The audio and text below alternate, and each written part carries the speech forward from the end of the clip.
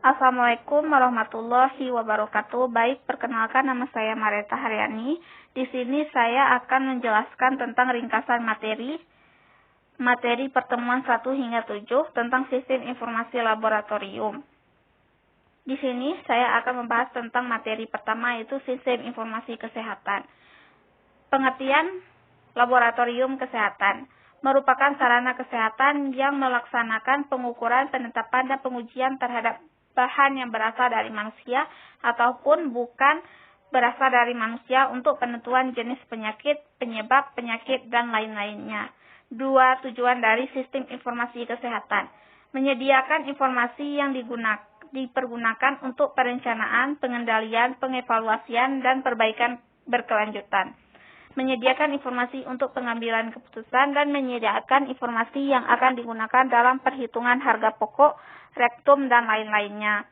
Keuntungannya yaitu berkurangnya kesalahan dalam hasil-hasil pelaporan dengan adanya pengkajian data yang lebih baik, meningkatnya produktivitas, berkurangnya biaya kertas, dan lain-lainnya. 4. Kekurangannya yaitu masih adanya pencatatan data identitas pasien atau sampel yang berulang-ulang. Yang kedua, laporan hasil pemeriksaan klinis masih ditulis tangan, dan lain sebagainya. 5. Mekanisme dari SIK ini, sistem informasi kesehatan, yaitu input, proses, dan output. Materi selanjutnya itu materi kedua tentang sistem informasi laboratorium kesehatan. Pengertian SIK, gabungan perangkat dan proses yang digunakan untuk mengolah siklus informasi mulai dari pengumpulan data sampai memberikan umpan balik informasi untuk mendukung pelaksanaan tindakan tepat dalam perencanaan, pelaksanaan, dan pemantauan kinerja serta sistem kesehatan. Sistem informasi kesehatan tersusun atas dua komponen, yaitu pengolahan informasi dan struktur manajemen sistem informasi kesehatan. Pengolahan sistem informasi terdiri dari pengumpulan data, pengiriman data, pengolahan data, dan analisa data, serta presentasi informasi untuk perencanaan dan manajemen. Yang struktur manajemen sistem informasi yaitu sumber daya sistem informasi kesehatan yang meliputi orang, perangkat keras, perangkat lunak, dan sumber daya keuangan seperangkat aturan organisasi. Contohnya yaitu standar diagnosa dan terapi, deskripsi pekerjaan dan tanggung jawab, prosedur manajemen suplai, prosedur pencatatan dan pelaporan, dan prosedur pemeliharaan komputer. Kita lanjut tentang ringkasan materi 3, yaitu langkah-langkah pengembangan sistem informasi. Langkah-langkah pengembangan sistem informasi merupakan tahap awal dari pengumpulan sistem umumnya dimulai dengan mendeskripsikan kebutuhan pengguna dari sisi pendekatan sistem rencana strategik yang bersifat makro, yaitu diikuti dengan penjabaran rencana strategik dan kebutuhan organisasi jangka menengah dan jangka panjang. Masukan atau input utama yang dibutuhkan dalam tahap ini mencakup kebutuhan strategik organisasi, aspek legal pendukung organisasi, masukan kebutuhan dari pengguna. Selanjutnya, tahap aktivitas pengembangan sistem informasi, yaitu ada tahap perencanaan sistem, tahap analisis sistem, dan tahap perencanaan atau desain, dan tahap implementasi. Kita lanjut materi 4 hingga 7, yang kemarin itu ada beberapa dari teman yang melakukan presentasi tentang sistem informasi kesehatan rumah sakit.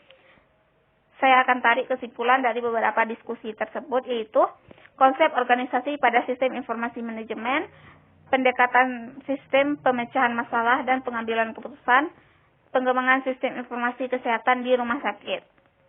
Adapun kesimpulan yang saya tarik itu, dalam melakukan pengembangan sistem informasi rumah sakit, pengembangan haruslah bertumpu dalam dua hal penting, yaitu kriteria dan kebijakan pengembangan sistem informasi rumah sakit, dan sasaran pengembangan sistem informasi rumah sakit tersebut. Adapun kriteria dan kebijakan yang umumnya dipergunakan dalam penyusunan spesifikasi sistem informasi rumah sakit adalah sebagai berikut.